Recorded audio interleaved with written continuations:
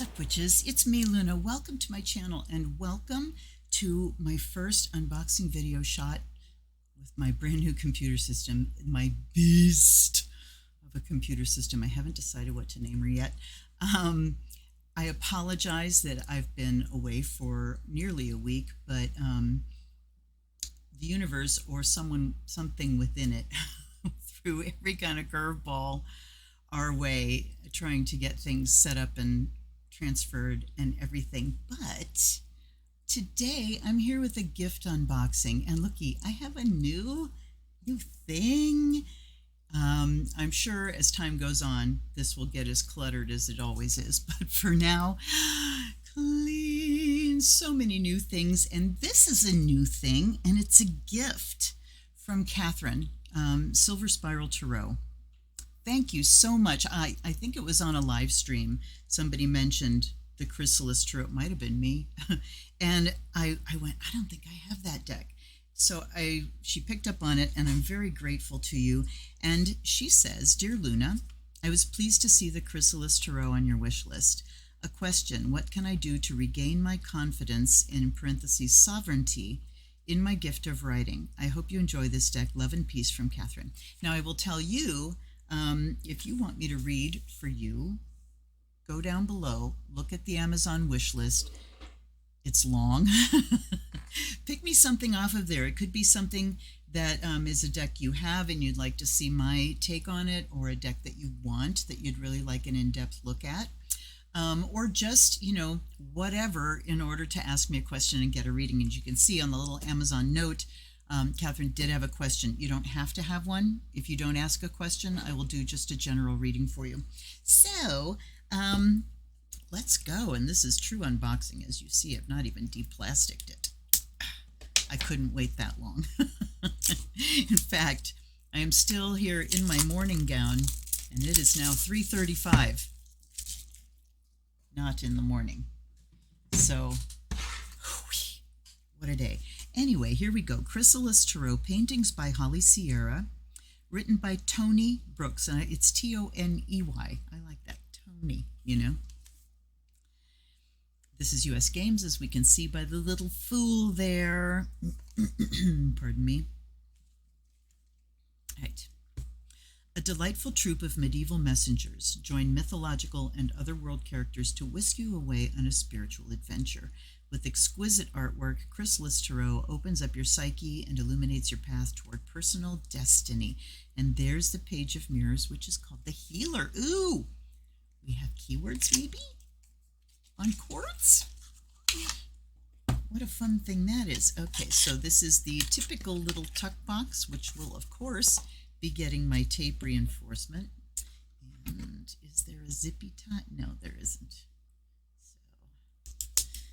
Luna gets to handle sharp things again.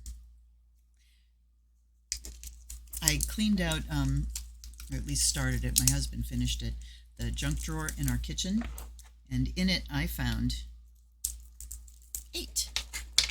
Not small, not various sizes, 8 large pairs of different kinds of scissors in it. Anyway, here's my other little scissors. Those can go over there. Here's the LWB, the little white book. Okay, let's see. Come on, pages. This is copyright 2014, so nearly 10 years old. Tarot is about achieving your destiny, that co-creative, cooperative, maddening march through life filled with chance, chicanery, and choice. The pursuit of personal destiny is a struggle to find inner peace, to find balance between an ego that wants and takes and a psyche that allows and gives. I like that differentiation. By your side on your quest for self-fulfillment is an unseen force. It's an energy field known by many names and recognized by many masks, a force that informs your psyche and nudges you forward. In the Chrysalis Tarot, we refer to this force as the other world. So this is great because the introduction isn't just generally about tarot, it's actually the context of this deck. In modern times, as tarot became associated with mysticism, divination, and magic, users noticed the card's uncanny ability to flesh out future possibilities. Tarot's illumination of your psyche is a vital component in the art of listening to your internal voice, raising self-awareness, and informing decisions. We invite you to browse through the Chrysalis Tarot cards. You'll find familiar and unfamiliar trump cards making up the major arcana. These 22 cards numbered 0 to 21 represent other world characters and archetypes. Next up, the 40 pip cards, numbered ace through 10 in each suit, feature scenes that inspire personal reflection and stimulate your psychic intuition and imagination. This is the second time recently, and I don't remember what the last one was. It was like the last one I reviewed. Anyway, that referred to, it was the Queer Tarot, that referred to the ace through 10 as pip cards, whether they are truly pip cards or not. It's an interesting thing, and I would refer to those as just the suits, because to me, pip card means there aren't scenes on them. They're just, pips. Okay, the 4 suits that make up the minor arcana are stones, pentacles, mirrors for cups, spirals for wands, and scrolls for swords. That's an interesting choice. Finally, you'll see we have replaced the traditional 16 court cards. Getting the vapors. With a fun-loving troupe of medieval troubadours. These merrymakers represent real-life messengers inspired by the other world to assist you, especially at critical moments and troubling crossroads. Tarot invites questions, inspires the mind, and whisks you on an adventurous journey within, a journey that is revealing, informative, and fun. We trust it will be as fruitful as those journeys that led us to imagine and create this unique tarot deck. And then, bang, we're into the majors. I like this. A short introduction that lets us know we're deviating from the traditional and how we're deviating from the traditional. It delineates very simply and briefly the context of this deck that you need. So many decks now, I think, the preamble and the introduction can get overlong, and you start reading, and before you even get to the part that says, here's how this deck is set up, here's what's different, here's what you need to know, I at least talking for me, I get burnt out on reading about the deck before I even get to the meat of here's what you need to know to delve into this deck. We don't need the entire history of tarot in every little white book. Okay, let's look at the back. So we do not have anything whatsoever. We have one spread in the back, and that's the Pentagram 5-card spread. Absolutely, we will be doing this. But I'm kind of sad that we don't have anything whatsoever about the artist and the author. But, that's their choice. Look at the beautiful back.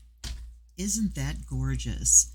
The artwork is detailed, but it's soft. We don't have like hard-edged outlines, lots of blending, lots of kind of gradients of one color into another. And if you've watched this channel for any length of time, you'll know what a weirdo I am about spectrum and gradients. I just love them.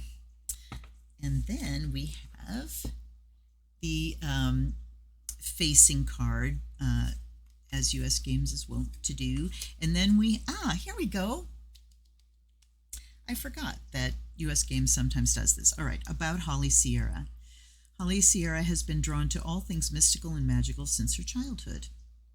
Her vibrant paintings allow us a glimpse into an enchanted world filled with goddesses and mythological creatures. Holly's infatuation with tarot began when she was a teen and discovered an antique deck amongst her parents' possessions. The Chrysalis Tarot deck is dedicated to both her beloved parents. After pursuing a fine arts education, Holly lived and traveled extensively in Asia. Multicultural themes influence her artwork, which has appeared in children's books, magazines, and greeting cards. Cool. Holly makes her home in picturesque Vermont. Her website is www.hollysierra.com. About Tony Brooks. After retiring from broadcasting 20 years ago, Tony traveled the world researching spirituality. He studied both formally and informally a number of metaphysical subjects, including comparative mythology, philosophy of history, wow, and an obscure area of theology known as Mariology. He holds a PhD in metaphysics and a certification in spiritual counseling. Please visit chrysalistarot.com for more information. That's awesome. And what's interesting here too is that on the book and on this card we have paintings by Holly Sierra. She is mentioned first, so that tells us that, you know, here's where the deck sprang from. It came from the artist, and then we have the author. Sometimes we have the creator of the deck as the author, and then the artist is found later. So here's the Fool card, and we have Merlin, the hero. I hope they all have these keywords. Right away I'm sold, because we're into Arthurian stuff, and yeah, you know. Ravens are the magician. So, okay, so instead of the Fool, we've called it the hero. And of course, many books and things on Tarot talk about the major arcana as the hero's journey. So that makes a lot of sense. Then the ravens are the magician. Very interesting imagery and contrasting here. So we have kind of a, fantasy whimsical quality about the faces. Look at his long fingers. The knotwork going through it, the little cat. And then we go to this kind of darkish. So there is a sort of realism, but it's definitely more, fantasy artwork. All right, then we have Sorceress, the High Priestess. I kind of wish they hadn't put that turban-y thing on her head, but, small criticism, come on. Here she is with her cauldron. It's beautiful. I love the light coming out of her hand. Here's Gaia, the Empress. Oh my goodness. And look at how the color has softened. So from image to image, we have a palette and coloring that really suits the vibe of the card.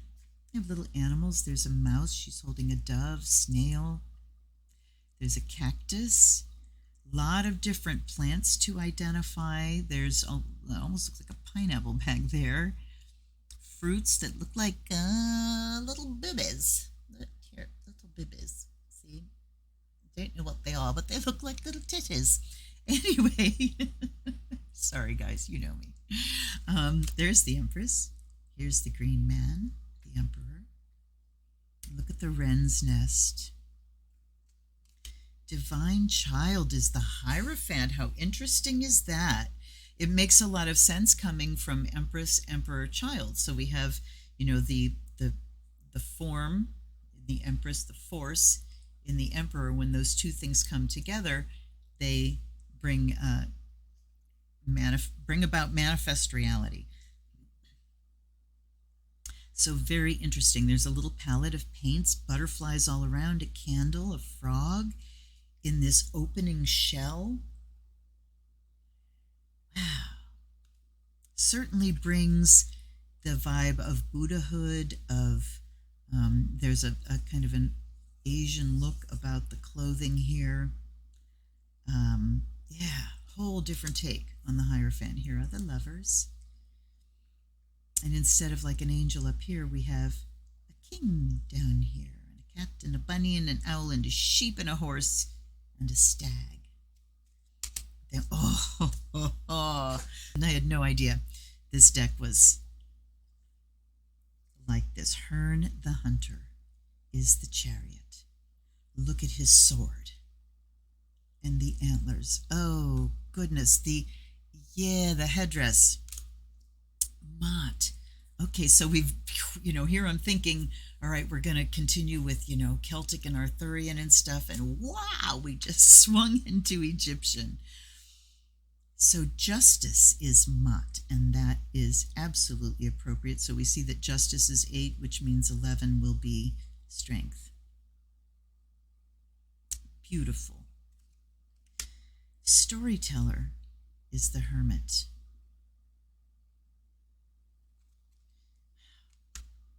Wheel of Fortune. I love the goddess. Yeah, I'm very interested to get working with this. Papa Legba is straight. Thank you for being culturally diverse here. Papa Legba, he opens the gate to the city of camps. Here's the Celtic owl for the hanged man. Wow. I do like that they put, so I'm assuming that once we get to meanings for these different images, that we are going to be very closely referencing the traditional. Otherwise, why include that on the card? Ariadne, death. So Ariadne was the one that gave, I think she gave, what's his name? The dude that went into the labyrinth. His name has leapt out of my mind, but she gave him this ball of twine so he could find his way back out. And there it is. Golden flower is temperance. How interesting is that? How very interesting. Okay, I'm caving in. I'm going to look. It's just getting so very interesting. Traditional title is Temperance. The attributes are harmony and meditation. Golden Flower's sunburst mandala prompts you to meditate upon the natural ebb and flow of life's ups and downs. The fish portray active restoration of balance through appreciation and acceptance, as opposed to resistance and resignation. Okay. The butterflies symbolize Golden Flower's energy radiating outward as evolving consciousness. The major arcana archetypes in Chrysalis Tarot are the emanations of eons of human history, memory, and experience, accessible to the conscious mind through active meditation. In your reading, Golden Flower means you are drawing nearer to conscious awareness. How very interesting that I don't see, the rest of the cards saying, hey, in this deck overall, blah, blah, blah. I just happened to pick that one that sort of tells us. Wow. All right. So I was right that they're referencing, but it also making it brand new. Bella Rosa is the devil. Who in the hell is Bella Rosa? Mystical Bella Rosa struts through Carnival de Venezia attired in safe anonymity. Her persona is a fabrication symbolized by her mask, a projection of who she really is deep down inside. Let's keep going. So we do have the idea of mask and anonymity, the masks that we wear. Kali is the tower.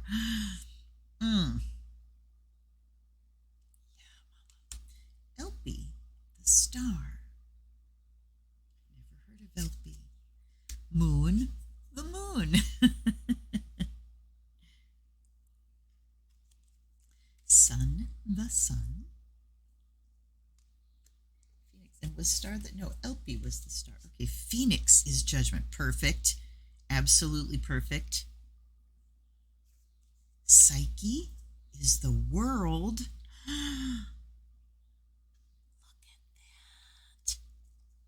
And then, oh yeah, the world, duh. All right, I want to take a look at Psyche here. Psyche dances onto the world stage to herald your glorious success. This card is about those moments of clarity that bring quantum leaps of awareness and understanding.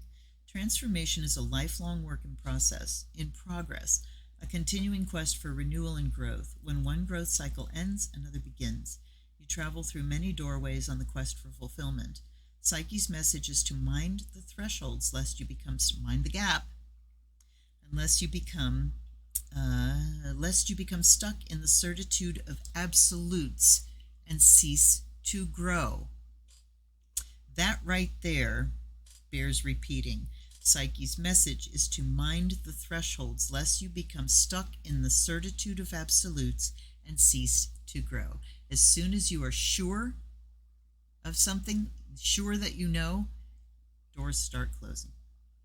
Psyche translates to as either soul or butterfly in Greek. As a beautiful butterfly, Psyche symbolizes the transformation of consciousness called ascension, your highest calling. So the acknowledgement that the world represents a culmination and completion, which is an ending. All right. Here are the Ace of Stones. Beautiful standing stone. The 2 is a bear, so we don't have any kind of keywords here, and that's fine. Sorry for all the wiggliness. 3 of Stones. Oh, look at the owls and the dolmen. Okay. So, yeah, I mean, looking at this, no allusion whatsoever to the traditional 2 of Pentacles. So we have whole new images here. The 4. Okay, but you know, we have hints. The chest where you've got things locked away. 5 of Stones. Look at her. Oh, sad fairy. 6 of Stones. Look at, okay, so 6 of Stones, that usually shows like charity, benevolence, payment, giving of money from one to another. What we have here is it's represented as fruit on the tree for the taking. Very nice. The 7 of Stones. She has panpipes. Interesting image, you know, with the river flowing behind, the gateway here. There's a lot to key on. Here's the 8 of Stones. So we see tools. There's the hint to the 8 of Pentacles. Here's the 9 of Stones. And the 10, look. Okay, hi there, Jim Henson. Or Brian Froud. I see both of those in that face. Here's the Ace of Mirrors. Look at the water flowing out. The 2 with the swans together. So we do get an idea of relationship, kind of this almost heart shape there. 3 of Mirrors. The Lion and the Lamb. The 4 with the Mermaid. The 5. She's holding a lotus here, so you definitely do not get any idea of loss. Let me look at that one. We'll certainly see more when we do a spread. Okay, 5 of Mirrors. Keyword forgiveness. So they do each have a keyword, just not on the card. This card is about overcoming disenchantment and gaining healing through forgiveness. In your reading, the 5 of Mirrors may signify a broken romance or some difficult emotional upheaval that needs to be set right. So we do have that standard meaning. For guidance, your eyes turn to Kuan Yin, who rises sublimely from a 5-mirror lotus flower. Kuan Yin's story is one of hope from the depths of adversity, joy from the depths of sorrow, and justification from the depths of deceit. Whatever wrongs you may have suffered will heal with time, but wounds heal faster and bear fewer scars when you grant gifts of mercy and compassion to those who have wronged you. All right, I have to say something here because forgiveness has a very definite skew in our culture of letting someone off the hook. And that is true, but with forgiveness, the person you're letting off the hook is yourself, primarily. You are releasing the other person to their karma. So if it's an ongoing relationship and, you know, there's this thing between you, forgiveness can definitely, you know, be a mercy to the other person as well. Primarily, it is about you releasing a traumatic connection with someone when you're ready, and only when you're ready. Here's the 6 of Mirrors. We have Pan with his own pipes. 7, look at it broken. I'm struggling to remember what the 7, oh yes, the 7 of Cups. Wow, is that fabric? It looks like a loom maybe, or a thing that she's, yes, there's a loom. I see the threads. Weaving, wow.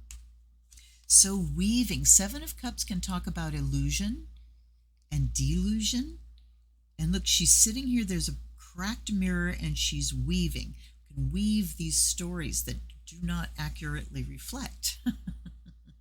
Very interesting image. Here's the 8. Look at the writing on the stones.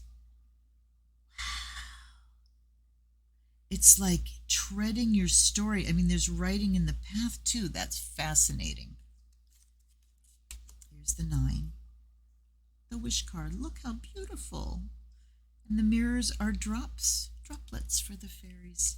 And there's the 10.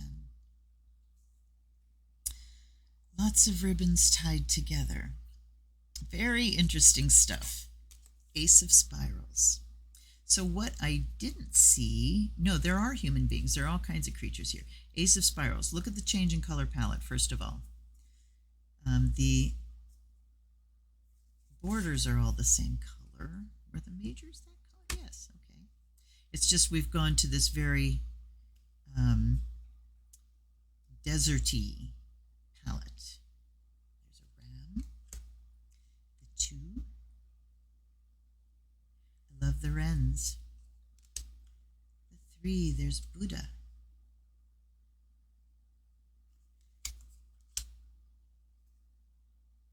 4 is the cabin. So like the 4 of Wands, building the canopy thing. We actually have a building. Here's the 5. Okay, 5 of Wands. Interesting. So we really don't get any of the competitive kind of thing. There's the 6. Victory. 7. Standing your ground, being holed up in a cave. 8. Okay, that's familiar. Run, run, run away. The 9. We get no wounded in battle. There's more writing up here. Very interesting images. And here's the 10. Okay, definitely get the idea of oppression, carrying a big load. Look at the crossroads. Here is the Ace of Scrolls. So these scrolls are blades, air. All right. Look at the keys. Here's the 2. Absolutely no connection whatsoever with the 2 of Swords. But I love the black unicorn. Here's the 3. Oh, it's a good little tear. Boo. Here's the 4. All right, rest, recovery. There's the 5.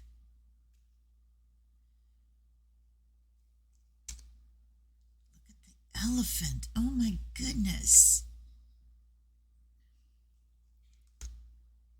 And here's a fawn with 2 doors. 7. Wow. And here's the 8. Another Egyptian reference there. The 9. Oh. The weeping angel and the 10. I still don't quite get the symbology of the scrolls. I'm going to see if they mention anything in the middle or in the beginning of the suits. Yes, they do. Suit of Scrolls. Traditional name swords, values intuition and clarity. Scrolls represent the element of air in the intellect. The specific attribute of the suit of scrolls is intuition, which is the suit's highest value. Scrolls are truth-bearing cards pointing to clarity of thought. So you see the 10 of scrolls here, and I don't know, we'll see. I just love that it's a new system. And here we go with the courts, the minstrels. So the King of Stones is the minstrel. The Queen of Stones is the artiste. The Knight is the illusionist. Fascinating. And the Page is the acrobat. How interesting. Mirrors. The Sojourner for the King. The Watcher for the Queen. The Dreamer for the Knight on his magic carpets. And the Healer for the Page. Wow. King of Spirals is the Companion. The Queen is the Muse. Just beautiful. The Knight is the Corsair. Isn't a Corsair a ship? confused. Should be like the captain or the pirate or the... Okay. And the mime is the page. Hey, Pywacket, what are we doing? What are we doing, my lad? You don't need to be anywhere near those cords. No, naughty boy. Where you going? All right. We continue. King of Scrolls is the poet. Look at him. He's beautiful. The Weaver is the Queen of Scrolls. The Knight is the Visionary. And the Pilgrim is the Page. He's under my skirt, so I feel his little tail up under my knees. Let's give it a bit of a blessing, shall we? I have a brand new leaf of sage. Just for this purpose.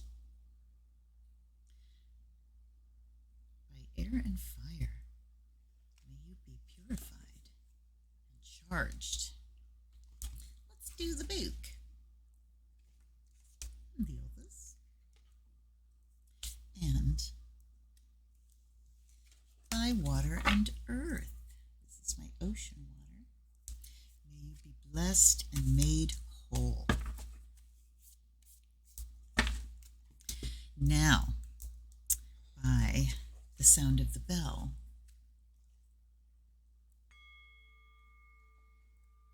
may your spirit awaken.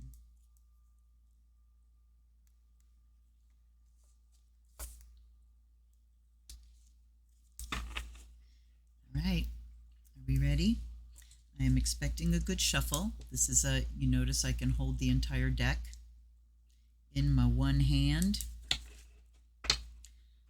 Come on, US Games. They're a little stiff, but they will loosen up.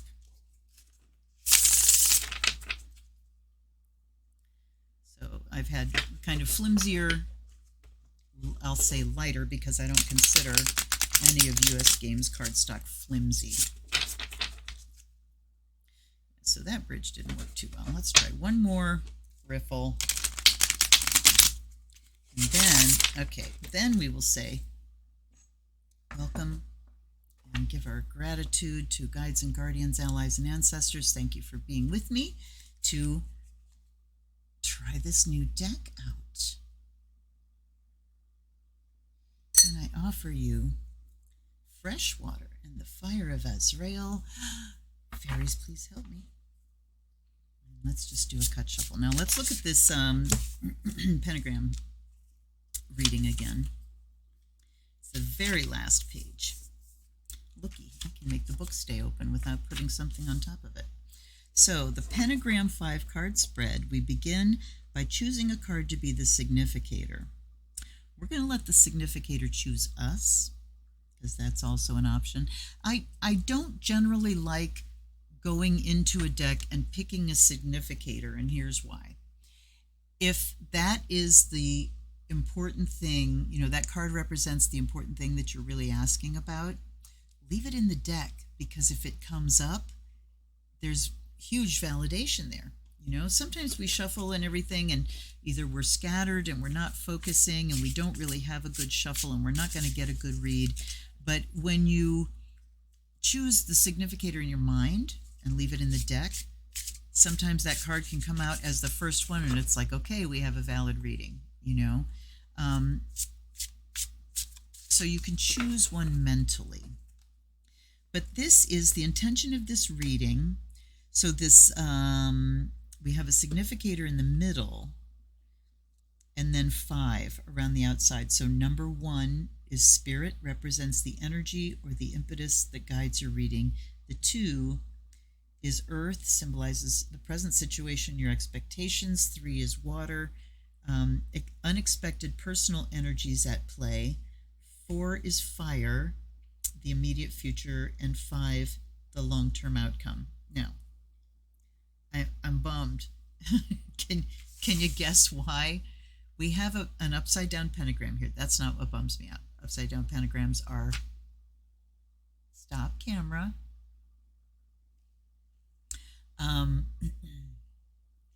are a powerful symbol. They have 0 to do with Satanism and the devil. 0. Okay?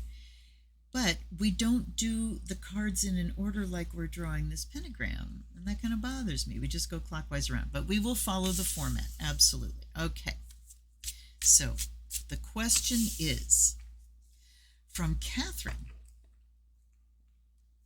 What can I do to regain my confidence and sovereignty in the gift of writing? Okay, so here, so we have the Pilgrim, the Page of Scrolls. This came out as our significator. The Page of Scrolls would seem like somebody that does writing, right? I mean, scrolls. So, interestingly, it's the page. It's not the knight. It's not the king or queen. It's the lowest level, like an apprentice. And the question about how do I regain my sovereignty, I would say, number one, start seeing yourself as sovereign and not as a page, not as an apprentice. Sorry, my hair's falling out. So we have information already, but what can Catherine do to regain confidence and sovereignty in her writing? One more. Okay. Yep. So I'm going to pull these.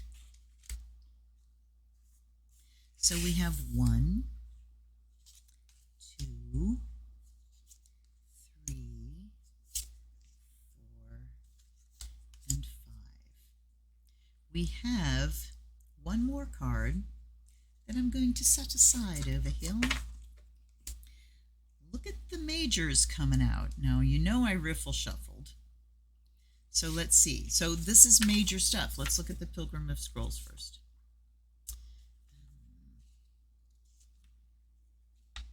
There, okay.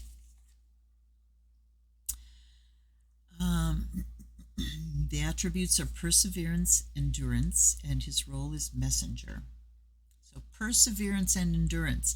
The Pilgrim's llama symbolizes inner peace that comes from waving goodbye to creature comforts and the security of home, at least for a while.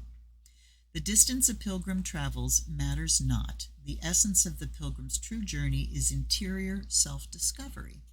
The pilgrim attains ascendancy through spiritual transformation and self-fulfillment.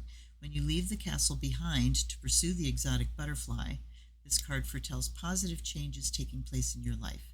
So, what that's telling me right off the rip here is to step outside of whatever context is making you feel like you don't have ownership of your writing. Is it someone else's opinion? Are you writing for someone else and they're, throwing roadblocks in your way or whatever? But this is talking about the Pilgrim of Scrolls, the Page of Scrolls, traveling, wandering, going outside of the comfort zone. So the first answer there is to not see yourself as an apprentice, and to go outside your comfort zone. So maybe we have to shift whatever context we're writing in order to reclaim our own territory, in order to feel like I'm in control. I have sovereignty. And I'm just noticing that my camera is really tilted, so it's like, what? Anyway, sorry. I got tweaking to do, you guys. Tweaking, not twerking. So there's the Pilgrim. So the 2, that category is spirit. The energy or impetus that guides your reading is the 2 of mirrors. And the rest are freaking majors. Okay, union. So energy or impetus. The 2 of mirrors card is concerned with union, beauty, and partnership. 2 snuggling swans proclaim everlasting love and bring a joyful message of mutual commitment. They foretell a new romance, a budding business partnership, or a new enduring friendship. The union of 2 hearts brings promise of loyalty and mutual respect. The swans' matching mirrors are reminders to project positive energy so it can reflect back on you.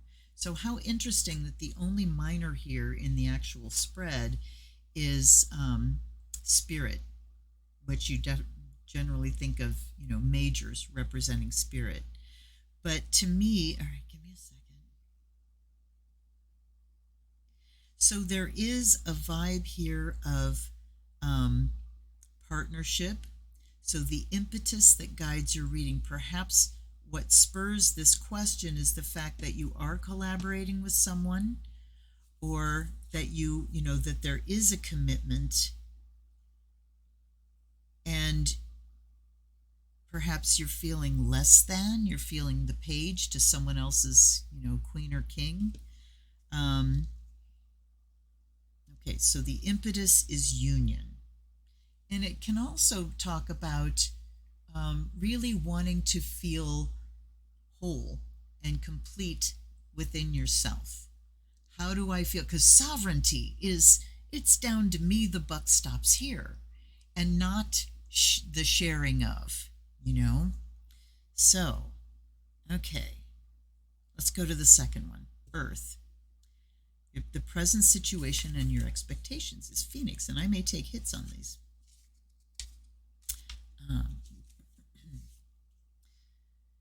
The attribute is resolution. The traditional is judgment. So this one, again, is present situation and expectations. The mythological phoenix rises brilliantly from the fire and ashes of creative destruction. This archetype is about lessons learned, order restored, and the dawn of a new day. This is always a welcome card to see in your reading. Phoenix calls your attention to the energies of consciousness flowing from the other world. Phoenix's radiant colors indicate high energies of inspirational consciousness stirring in your life. This card heralds a time of resolution and restoration, a time to reap rewards and trust your instincts and intuition. So what is your expectation? Your present situation, you are the Phoenix. You are being reborn. You are rebooting something. Something is beginning anew. You're leveling up. Okay, energies of your consciousness, resolution and restoration. So what your expectation is, and if we look at expectations, what you would be expecting with this Phoenix card is something to be completely different. Not at all the way it was before, completely reborn, brand new, resolved, all that kind of stuff. So you're in a situation where you have changed, and your expectation is that everything around it needs to change now, which makes sense. Okay, now we have unexpected personal energies at play. Oh, see, that's not the only minor. This is a minor. Seven of Mirrors. Thank God. That makes me feel better about the shuffle that I did, even though these are side by side. Anyhow, Seven of Mirrors is water. Unexpected personal energies at work. Discernment. The Lady of Shalott spends day in and day out isolated in her tower chamber. For her, the reality of the outside world is trapped in 7 mirrors. This leaves her confused and unsatisfied, if not tormented by the fleeting illusions she must weave into her tapestry of destiny. The 7 of Mirrors is all about discernment, false reality, and free will.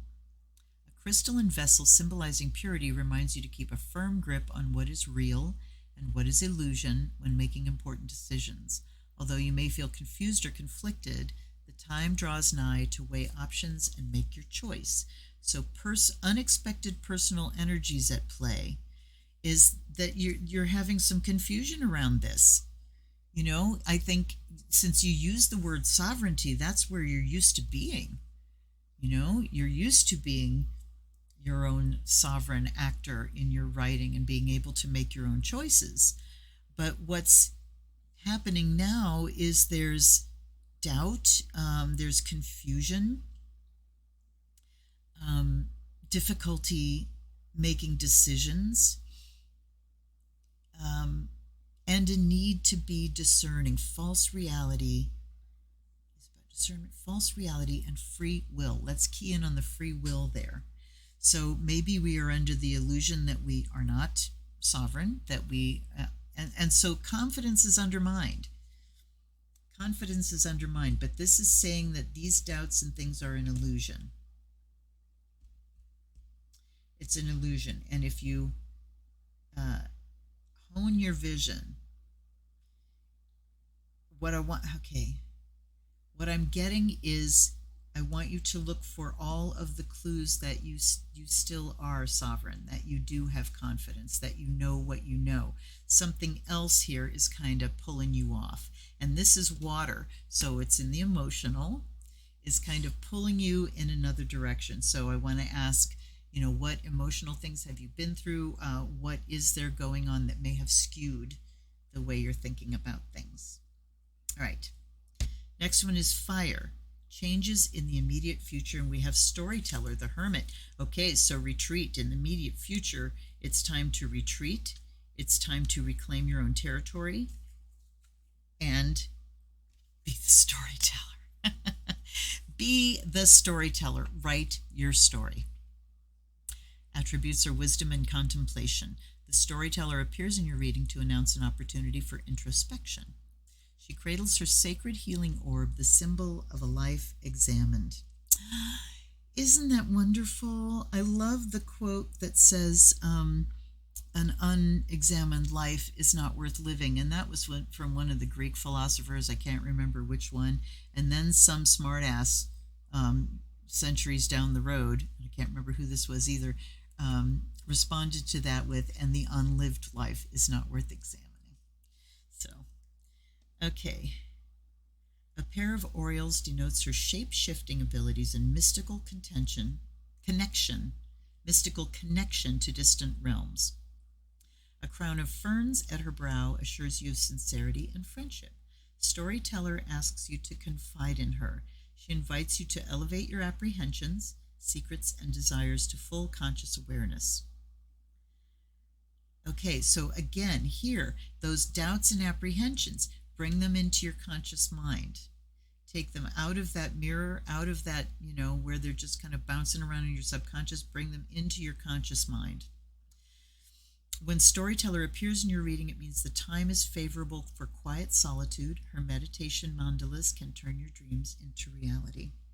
Okay, so the action or changes in the immediate future is that you take a step back, you bring these doubts, come on, bring it, show me what you got, write them down, let them come up, barf them out onto a piece of paper, crumple it up and burn it, So, but to be conscious of them gives you the opportunity to go back and look and say, where did this come from? How did I end up with this doubt?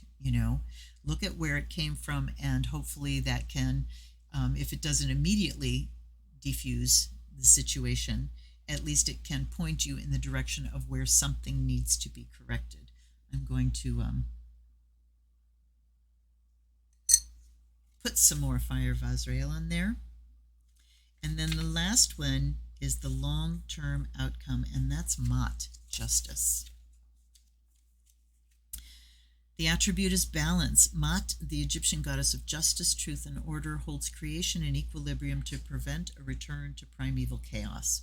Her wings spread the promise of motherly protection and love throughout your reading. Mot's primary symbol is an ostrich feather, which represents truth. Her lioness companion is named Sekhmet, lioness of the sun. Oh, my lovely lady. In ancient Egypt, the lotus flower of rebirth was Sekhmet's personal symbol. Ooh, I didn't know that. She protects the righteous and destroys the wicked. Like a stalking lioness, Sekhmet reminds you to take a cautious, deliberate approach to problems. Mot warns you to harness your impulsive ego and not allow it to push you headfirst into poor choices. Sekhmet's energy assures you that thoughtfulness and balance will prevail.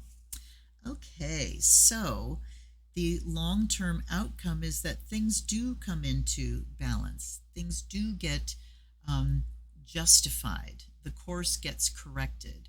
And the word justified, I'm thinking about how, you in a word processor, you set up your margins to like left justify or right justify, and that means to line things up, So the justification here is lining up the things that you want to do. And justice says things come back into balance when we sort of work to integrate the changes that we've been through. Phoenix indicates definitely that you've been through a big internal change. So maybe the externals are not reflecting your true self to you anymore. I'm looking at the broken mirror there. And so do a reassessment, go deep, and look at where your thoughts have taken you, where they're telling you you're less than, and thinking because maybe you've been through such a massive internal change that everything is going to change, including your confidence. But I think there's an opportunity here for that confidence to be rooted more in your true self than things that, held in the past. Okay, let's take and look at, we have Golden Flower as the last one, and we read Golden Flower, but let's see again what. And Golden Flower is temperance. So with justice and temperance, we definitely have a balancing and a blending going on here of the past and the future. I'm going to put this over top of that page of scrolls. We're going to, let's see. Golden Flower means you're drawing nearer to conscious awareness. And what did this say? Bringing the things that are there in your unconscious, that are, the underground stream of emotion, of those thought forms that have been put in place by old trauma, that kind of stuff that's been worn out. Clearly it's worn out because you've gone through such a change. But let's bring those things into conscious awareness. That's the key of everything. And even though this isn't the sun card, look at this beautiful sunflower here. So that's taking me to the sun card and the empowerment and the sovereignty that the sun represents. I just wanted to look. The star comes at the bottom here. So there is hope. There is hope. And what a great deck. Thank you again, Catherine. What an excellent deck. I hope that the reading resonates for you. And I can't wait to work with this some. I think you'll probably see it on tomorrow's live stream. Or maybe not. I'm going to use Pride decks this month. But, it's just really, it gives a great read. Even though, it is referencing the traditional, they do make it easy to step away from that. And when we do, we get new layers of meaning that still are rooted in the traditional. Nothing better. So yeah, I love it. Thank you again. And as with everyone that buys me a deck, your name will get taped into the book somewhere so that every time I pull it out, I can say, bless you, Catherine, for giving me such a wonderful gift. And thank you guys for hanging out. This has been a long one. Whoopsie. Wait a minute. That didn't work. All right. Thank you for hanging out with me. And if you do want to take me up on that offer of a reading, check that wish list down below. Sorry, I'm trying to center things. You know me, I'm fussy. Anyway, I will see you next time on an unboxing or on a live stream, most of the time on Wednesday evenings. And until then, I send you my blessings too, and I'll see you next time. This is Luna. Blessed be.